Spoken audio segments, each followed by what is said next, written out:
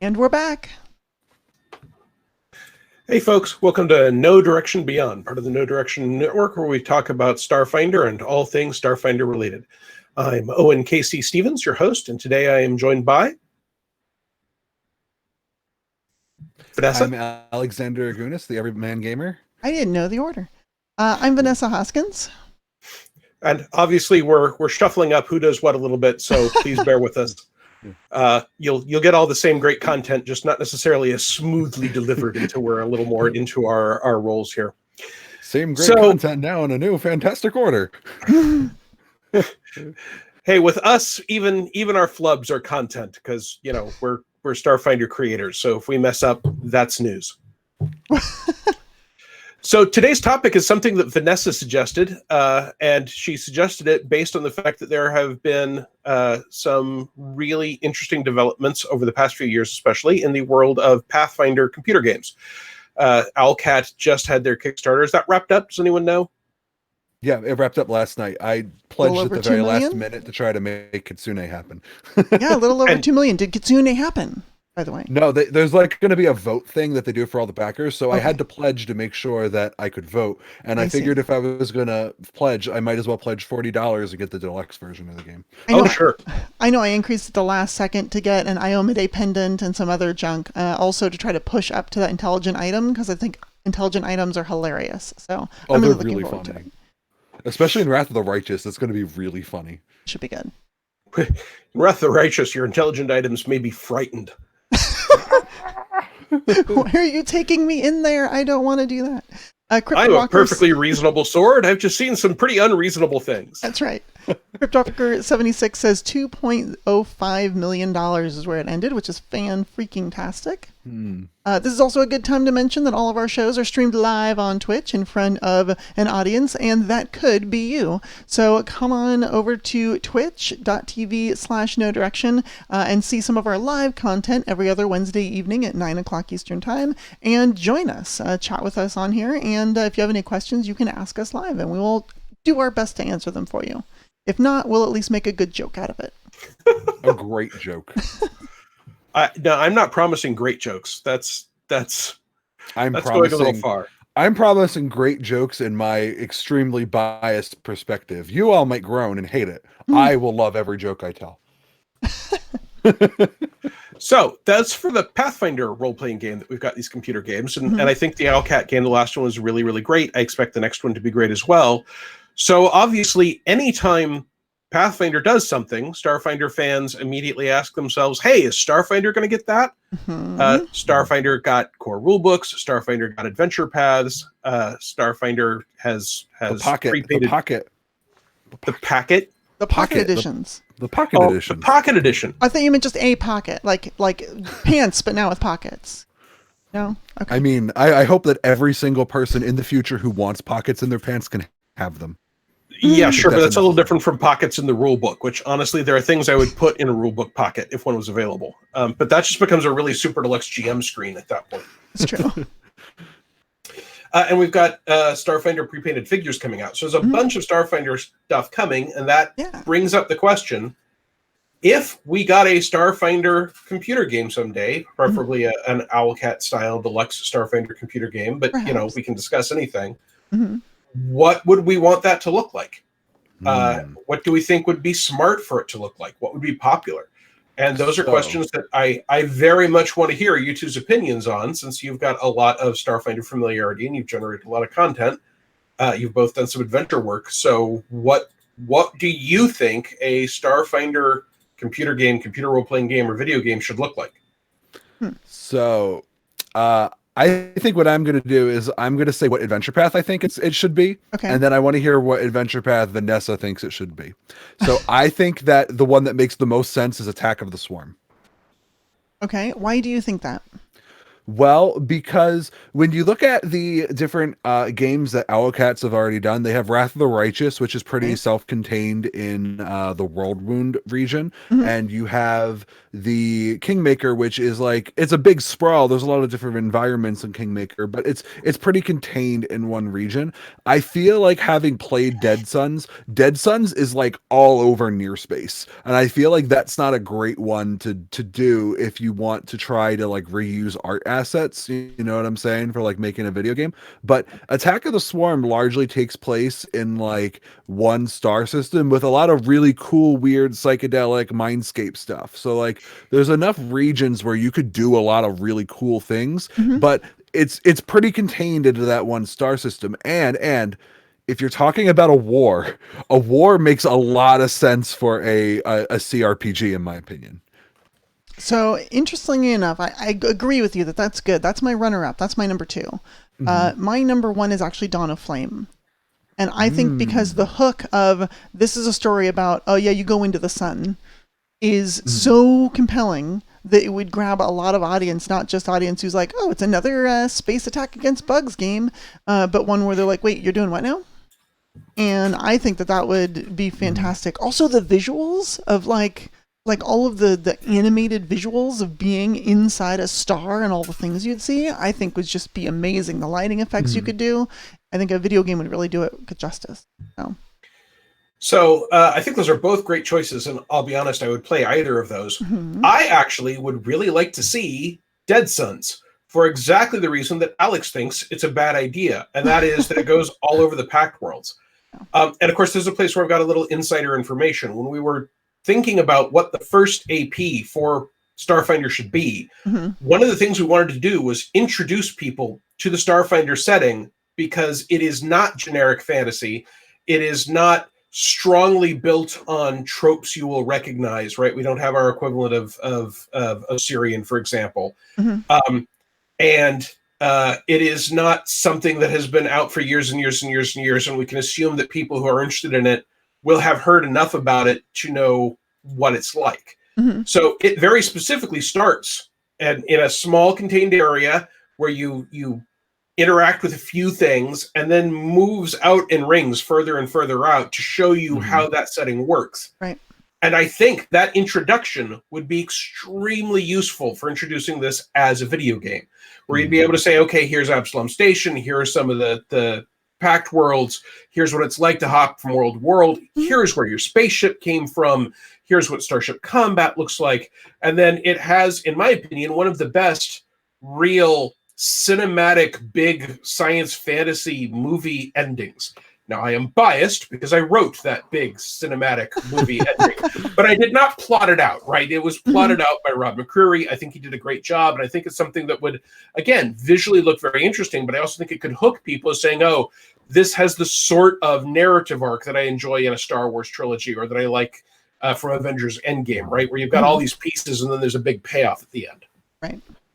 So I will say that one thing that I think works in Dead Sun's favor that the other ones don't have is that Dead Suns directly ties into the Starfinder Society. It's assumed that, like, for the first few books, your admissions all come from the Starfinder Society. So, like, I think it's kind of weird for a lot of people to play Kingmaker and Wrath of the Righteous and be like, this game is great. Why is it called Pathfinder?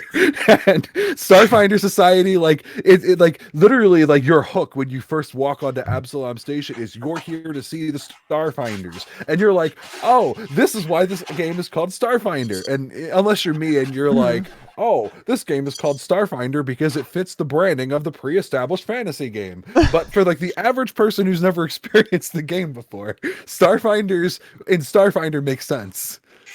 No, I think Dead Suns is really good for a lot of the reasons, but I also understand, like Alex, what you were saying about art assets and trying to reuse things and get a video game out, because that is a very big, very real thing they would have to deal with. Now, if Owlcat were to tackle a property like this, you know, they have essentially most of the engine. Obviously, Starfinder isn't Pathfinder First Edition, but a lot of the framework is there.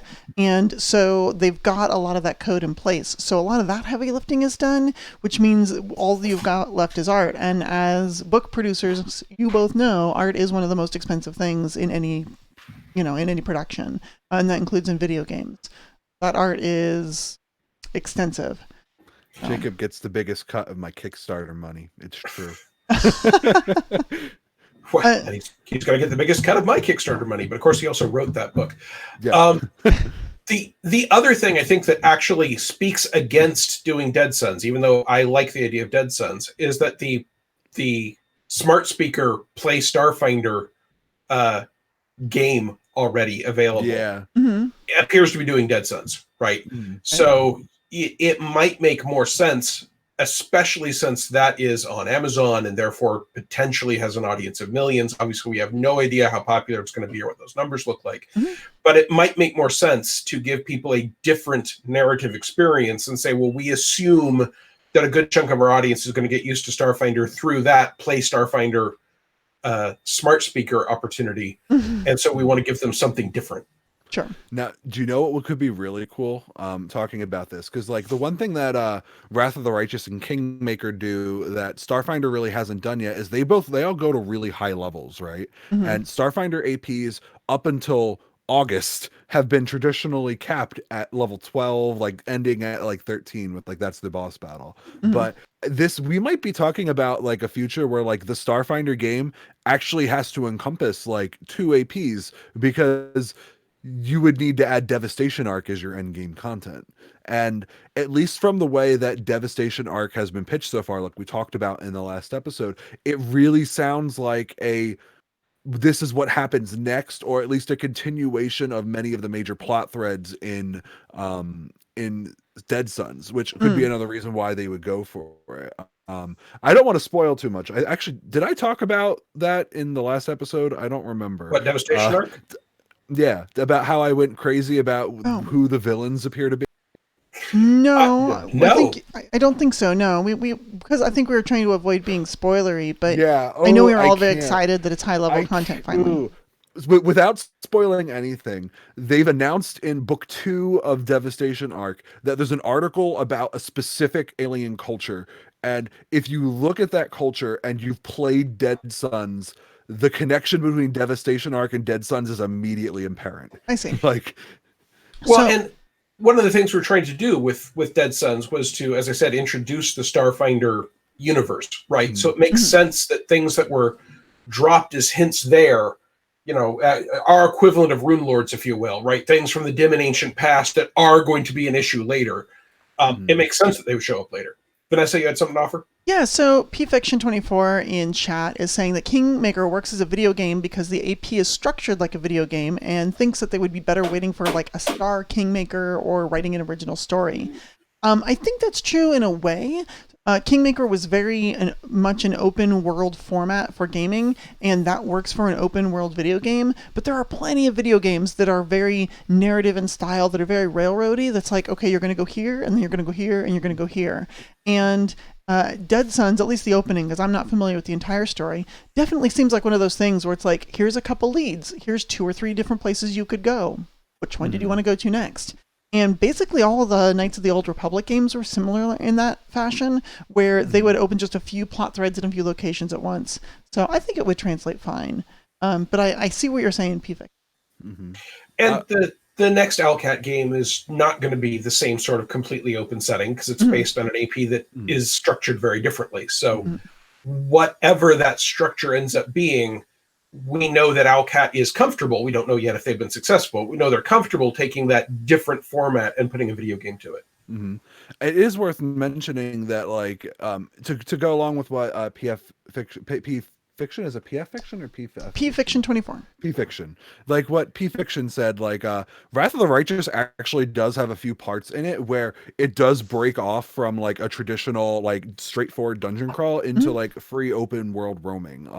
I've only played Wrath of the Righteous up to book 3. We got to book 3 and decided the mythic rules weren't for us, but from what I did play, like we were doing missions where like we would have to hex crawl to like specific places and take out the bad guys in order to like establish our hold in the world wounded. Like I think there's like definitely video game elements they could draw on there. But one thing that Starfinder Starfinder has in its arsenal that Pathfinder doesn't is that Starfinder has starships. So like if you wanted, you could make a rogue style game where like the computer just randomly generated like planets or moons from you and just put random enemies there, and your goal would be to see how long you could do an expedition on that planet before you had to like hop in your ship and blast off or whatever. Like I feel like Starfinder being a future game gives it more wiggle room to do different types of content, just because you don't have to explain like how did that fighter get from the world wound all the way down to Sargava or whatever.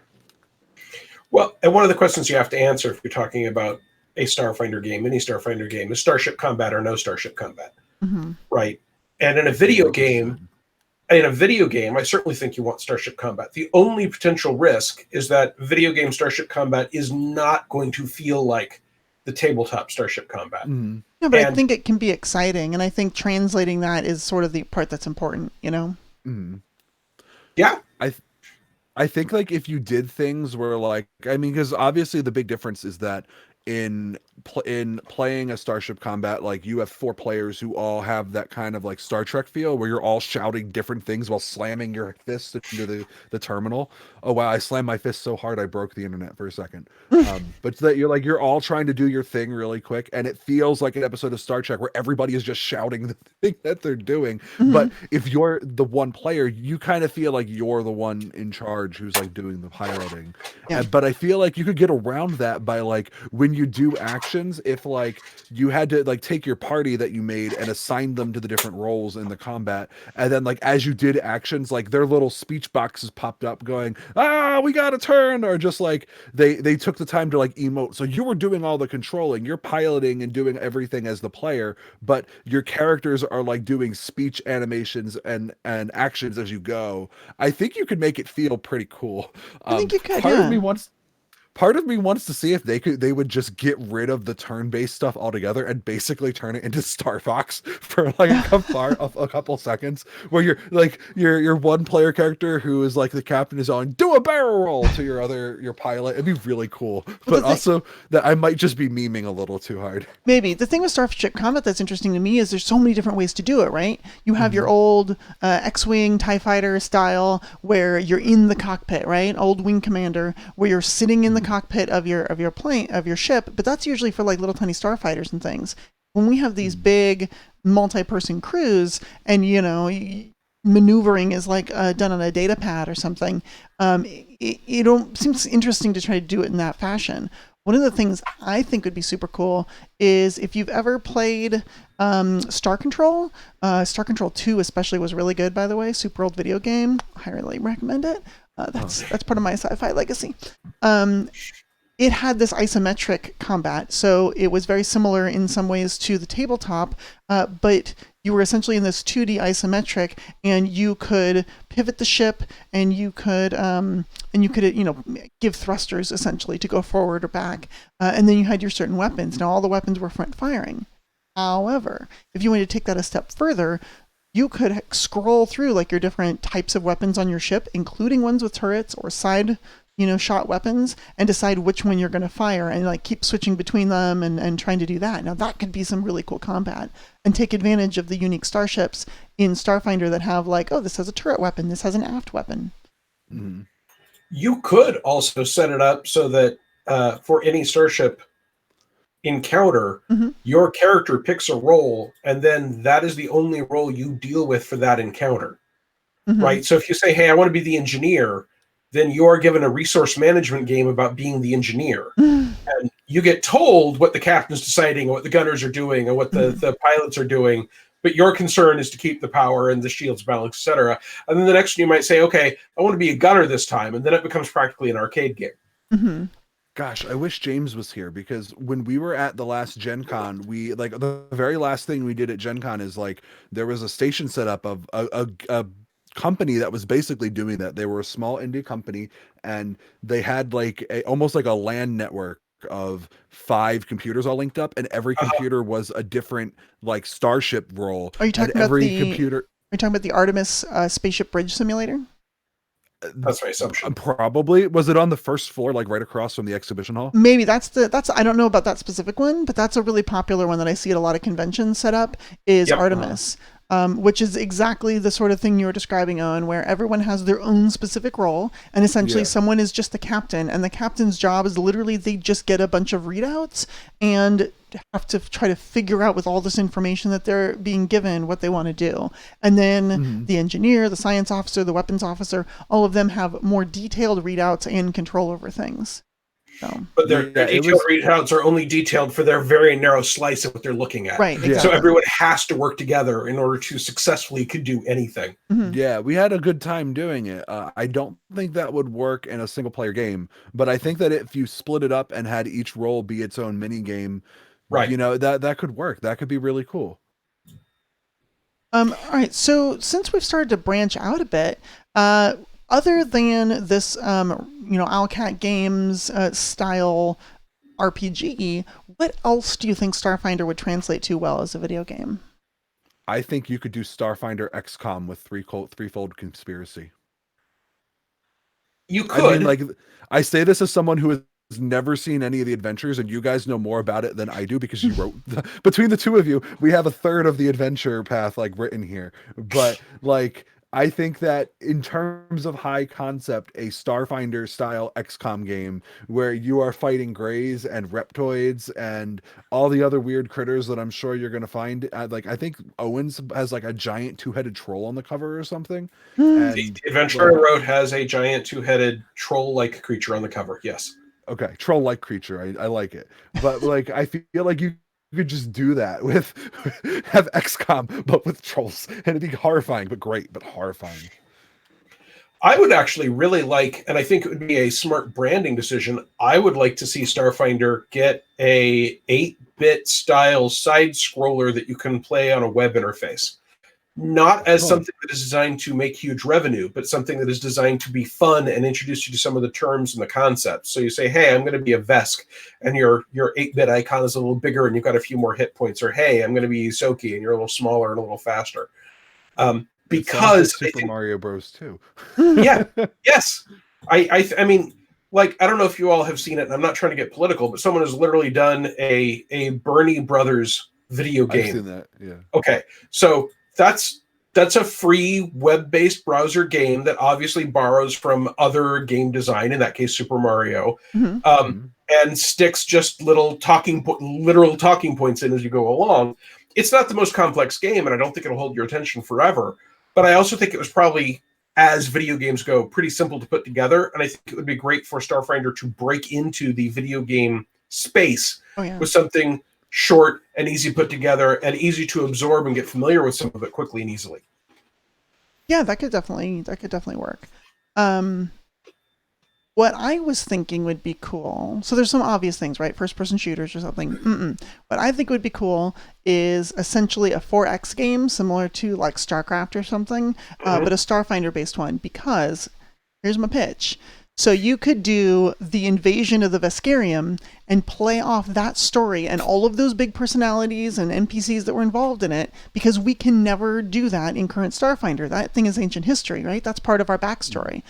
But if you could play it in a video game, now you're not affecting, those things are always on the rails, but you're not affecting future properties at all, but you get to play through this story and see this whole invasion of the Veskarium and how we fought back and what we did. You can incorporate a lot of this stuff in there with all these ground battles, and you've got your, Vesk rocket, jetpack troopers and things. You have all these cool things that you can then control and move around the board, and I thought that would be really cool.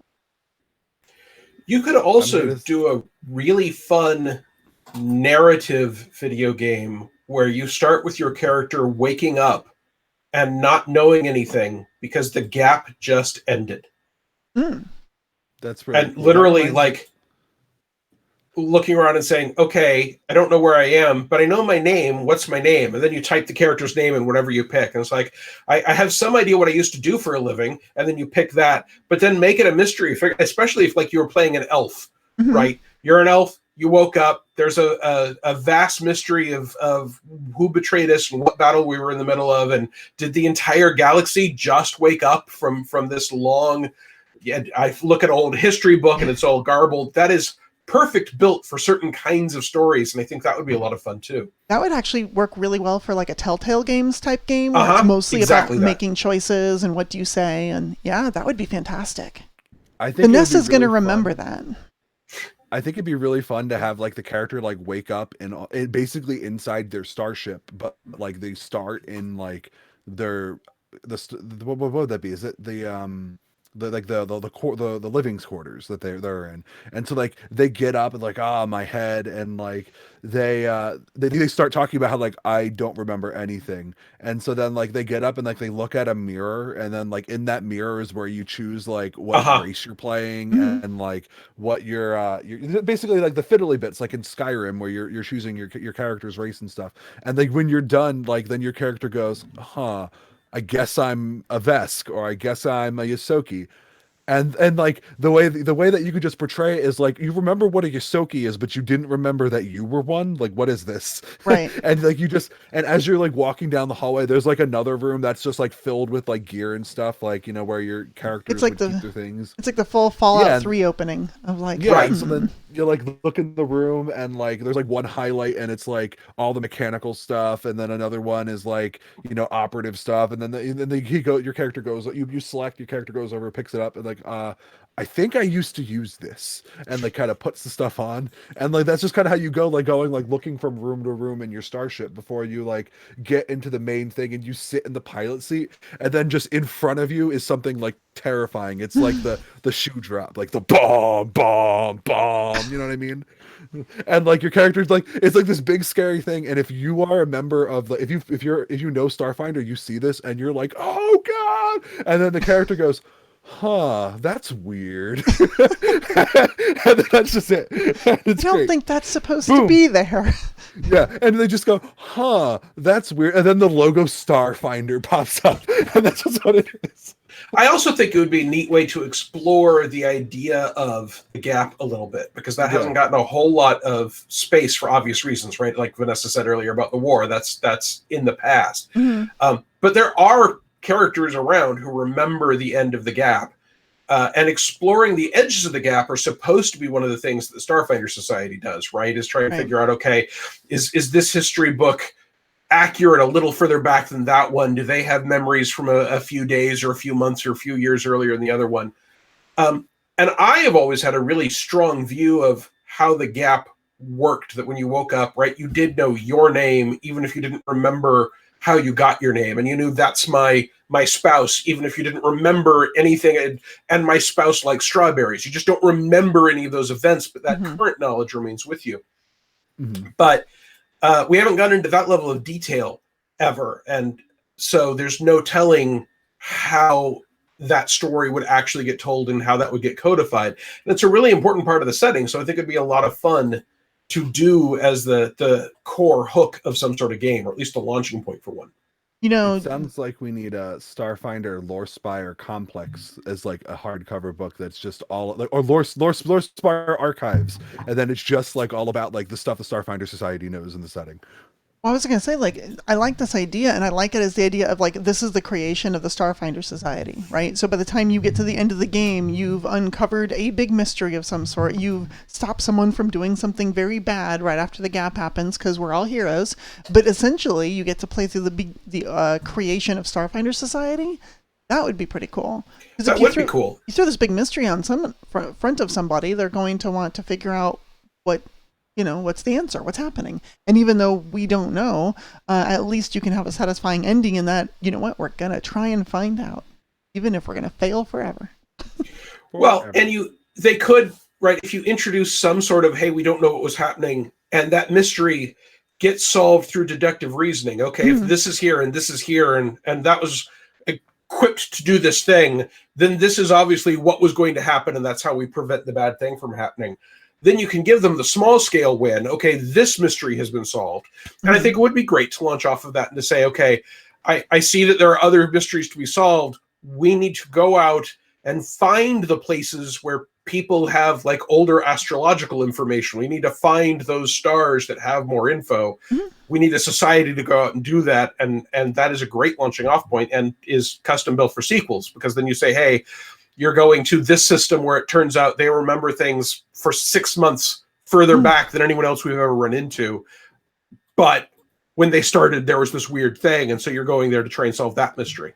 I think one of the things that the theoretical game would have to be really careful of is that obviously for the sake of the game world, you can't really answer like what happened with the gap. But a game that focuses too heavily on the gap is going to inevitably frustrate players when they get to the end and that mystery isn't solved. One thing that's going on in the game I'm playing, World of Warcraft, is Visions of N'Zoth is ending, which is concluding the entire expansion pack for Battle for Azeroth. And Battle for Azeroth started with a evil demigod taking a sword and stabbing the planet with it. And the expansion pack is ending, and that sword is still there, and it's not really been discussed what that sword still being there means for anything. And a lot of people are upset about it.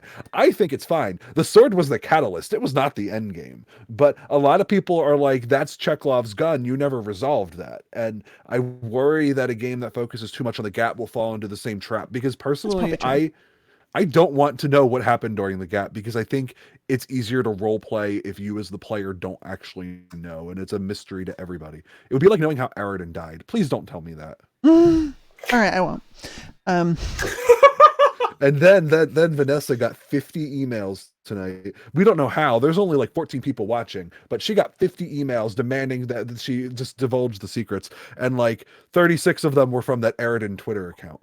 Well, and here's the thing, right? I know how Aridin died. Vanessa knows how Aridin died. And in your games, you know how Aridin died. And every GM everywhere can know how Aridin died in their game. That's one of the uses of a big mystery that never gets solved, is that it gives GMs for their home games a hook that they can say, okay, in my game, I'm doing this, and this will be the driving force. Sure. And I can depend on the company to never come along and say, oh no, he slipped in the tub. Right. And that's what the gap is for Starfinder. So I think Alex brings up a good point that if you're telling a story about the gap, or at least that takes place right when it happens, you have to be super careful about how you tell that story to make sure that the player doesn't get too invested in that part of the mystery and is more interested in other parts. So. Yeah, I mean, I think what you want to do is you set it up to, if you look out the window and there's a half constructed super weapon pointed at the home world, and you go, well, where did that come from? Who's going to trigger it, and why isn't it finished? Mm-hmm. You've now introduced a small sub mystery that seems urgent.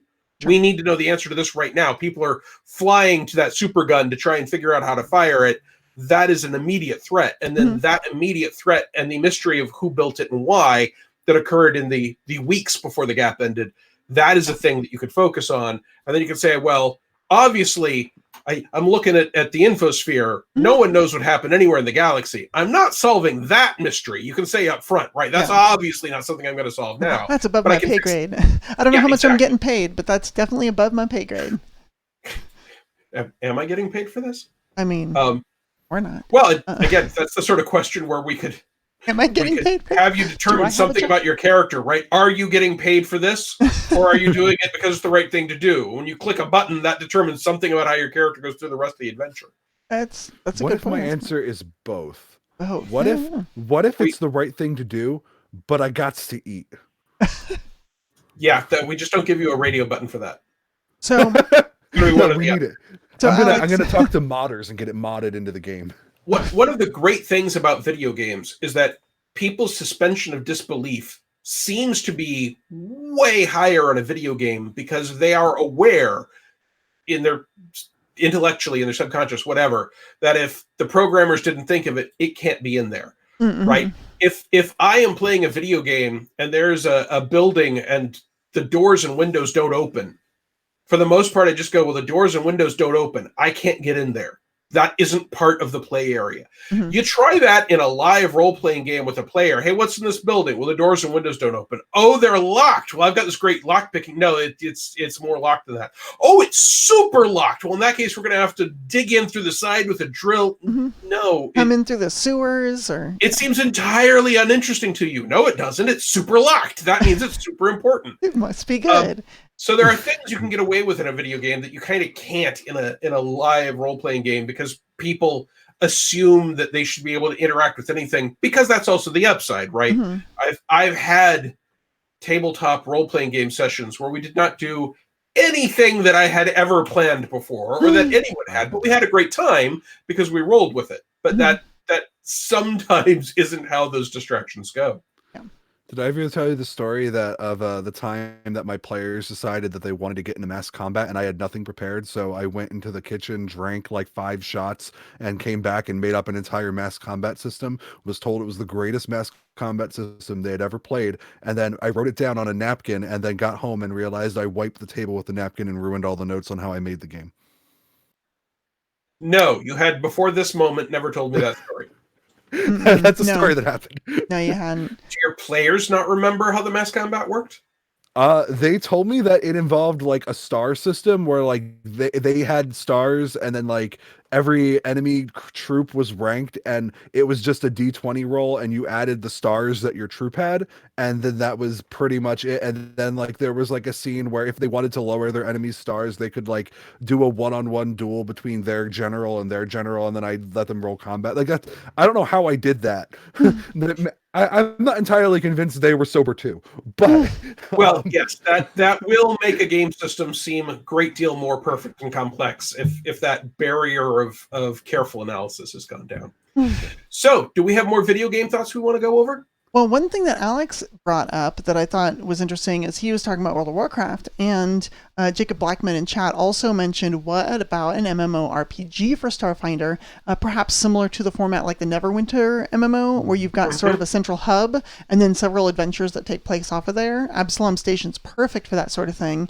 And then you could, if you wanted to sort of do something similar to Dead Suns or similar to Against the Aeon Throne or something like that, you could do that at the same time.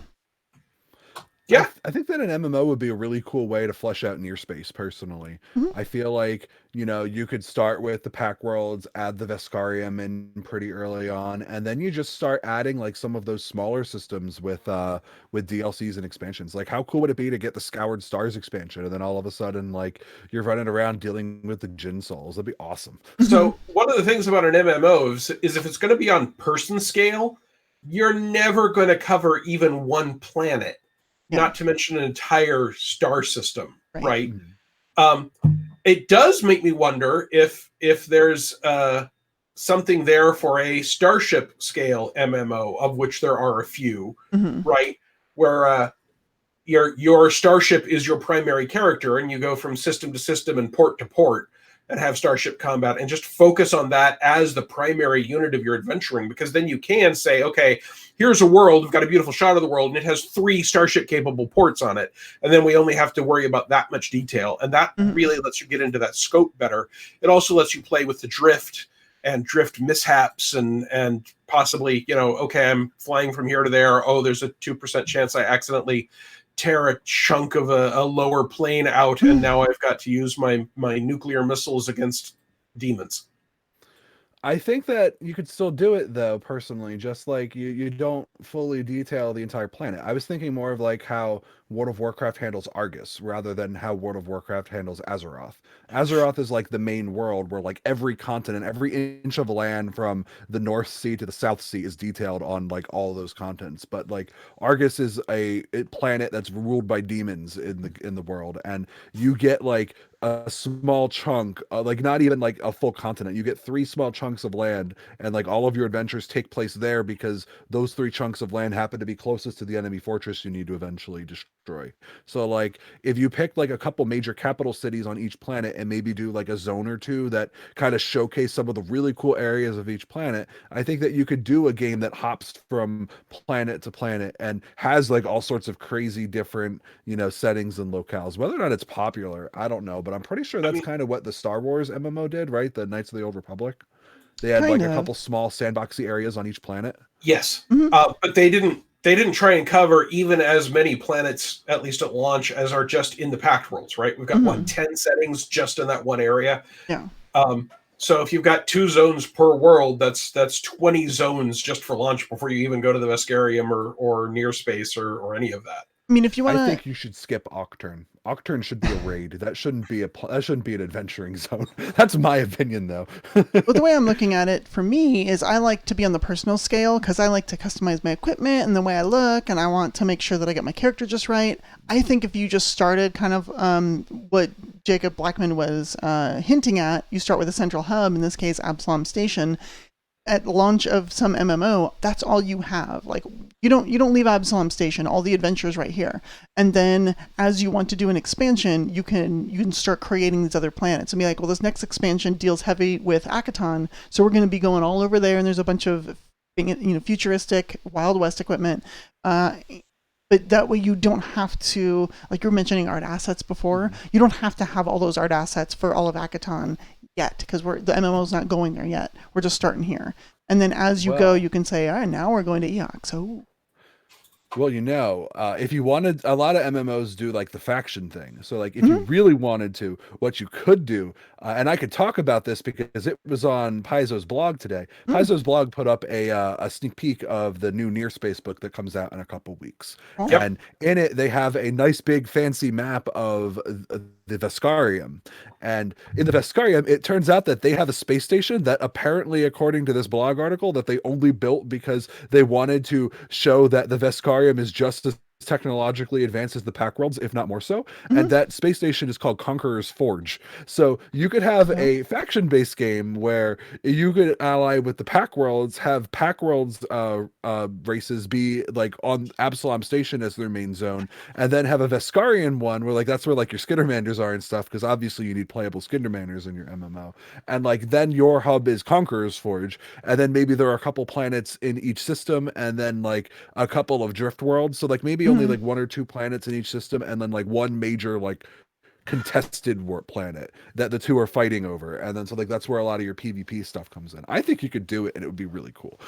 But that's just my opinion. Well, and the barrier of entry for a high quality MMO is way higher than it is for pretty much any of the rest of the games we were talking about. It's an ocean of money. Yeah. Yes, it is. And I would love to see that happen, but that strikes me as on the outside edge of what might happen. Although when we're speculating, we can speculate about anything. Sure. What would be cool, right? And that way you can throw all of your money at it.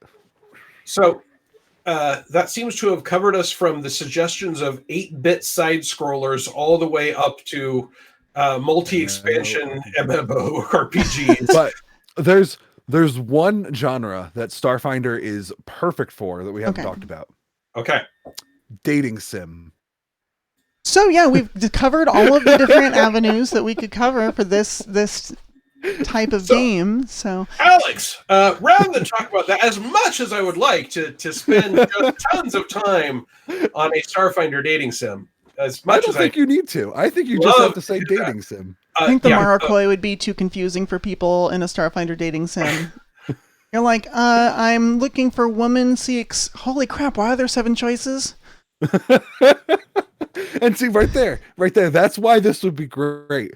So and moving then on, Alex, I understand that you got some cards that you want to talk about. Yeah, I do, and they have nothing to do with dating sims. Okay, thank goodness. So, a publisher reached out to us at the No Direction Network. They are called Lore Synth. That's LORE SMYTH. So Smith, if I said that wrong before. And they're called the Dungeon Discovery decks, and they kind of look like this. Sorry, my computer is like washing it out. That's good. Right there. That's 1. That's 2. And this is what the 3rd one is right here. And so each deck is themed around a specific topic. One of them is searches, one of them is locations, and one of them is story hooks. And so how a typical card works is like it's super simple. You don't even really need directions, even though each one comes with directions. Each card has basically a list of adjectives on the top in white that you can't see because of my light out, and a list of nouns on the bottom. So like this card is from the searches. And so the choices are cleverly hidden, sparkling black, expertly packaged, and radioactive. And then the noun choices are flare pistol, blueprint data card, exoskeleton, and virus file. So like you pull the card and you're like, oh, I want to use these combinations of things. And it's just kind of like a quick idea for generating stuff. And you could kind of put them down and pull from different cards. But so if I wanted, I could say, all right, I need something weird for the players to find with this really high perception check. You find a sparkling black virus file. Whoa, why is there a virus file? What makes it sparkling black? Like all of the cards are like this. They have really cool ideas.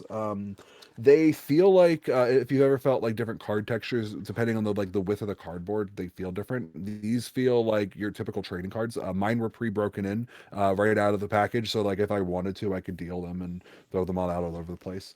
I think of them, my favorite was the locations. I thought the locations deck was really inspired because it had just a lot of weird locations that I love to see in sci-fi. Like I'm going to pull a card at random, and one of the examples is a fully transparent floor that causes a fear of heights. Cool. That sounds neat. That's kind of fun. I really like this. If you're somebody who uses this type of tool in your GMing to help you brainstorm ideas or improv, I think it's very useful. I would recommend it. So how many cards per deck? That's about a typical deck of playing cards. So I think there was like 5 or 6 like cards that were for like, what do you call it, like rules and instructions ads. Yeah, so I think it ends up being, I didn't count exactly, but I think it's somewhere between like 42 and 46 cards, so it's pretty good. And is there a price point on the packaging? I didn't get the price point on the packaging. Okay. That was the one thing that I couldn't find when I was searching for it, when I was looking at their site and stuff. So oh, I'm sorry. There are. This is cool.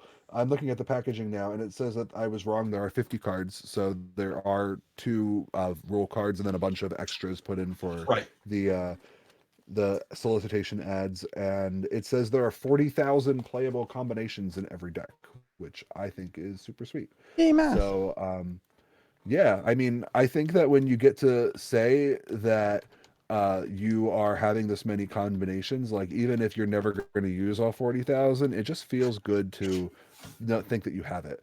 And looking up quickly at their website, the price point of these cards appears to be $14.99. Okay, great.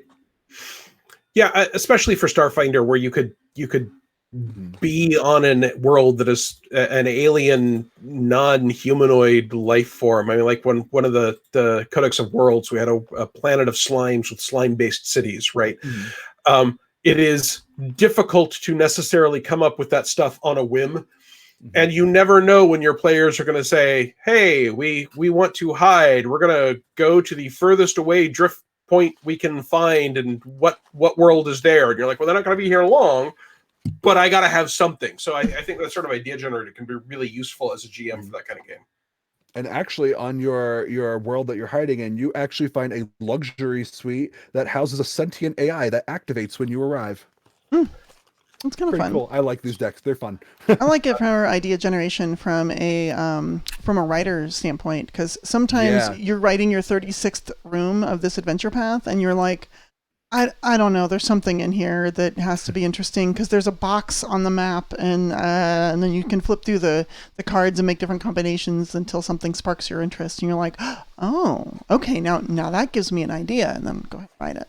And one of the really fun things about that is that frequently I end up getting sparked for an idea that is completely not what the card says. Oh, right? Absolutely, yeah. The card will say something like it's a sentient AI that opens the room when you get there. And I'm like, wouldn't it be more interesting if you showed up and instead there was a little old guy and he refused to open the door? Oh, hey, even though that is not at all what the card said, that's an idea I can then work with.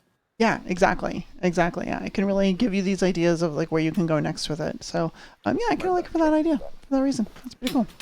I actually got up because I got this for Christmas that I didn't really show off. And this is a game that I bought for the same reason Vanessa was talking about. It's called Before There Were Stars. Obviously, I was attracted to the art on the box. Obviously.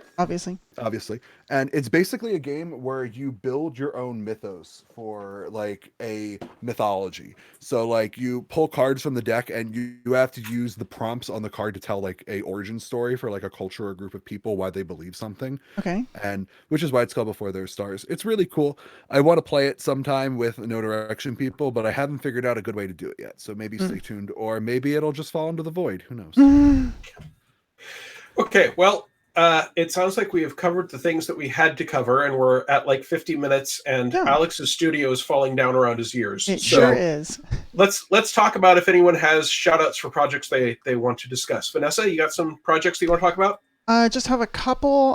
You and I both have something coming up. So the Threefold Conspiracy Adventure Path from Paizo is well underway. And I know your Adventure Path comes out later this month. Looks like March 25th.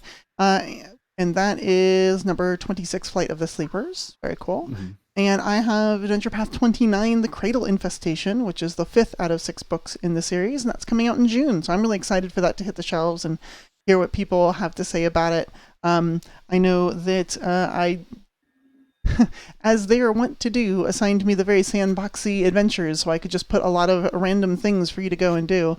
And I'm very interested to see what people are going to do with it. So the other big news that I have right now, which you two are also both involved in, is, of course, RPG Superstar from Roll for Combat. It is the thing that it seems like everyone is talking about, and I could not be pleased. Could not be more pleased. RPG Superstar has been something that is a staple of our little niche of the industry, and it has been gone for so very long that it's wonderful to see come back.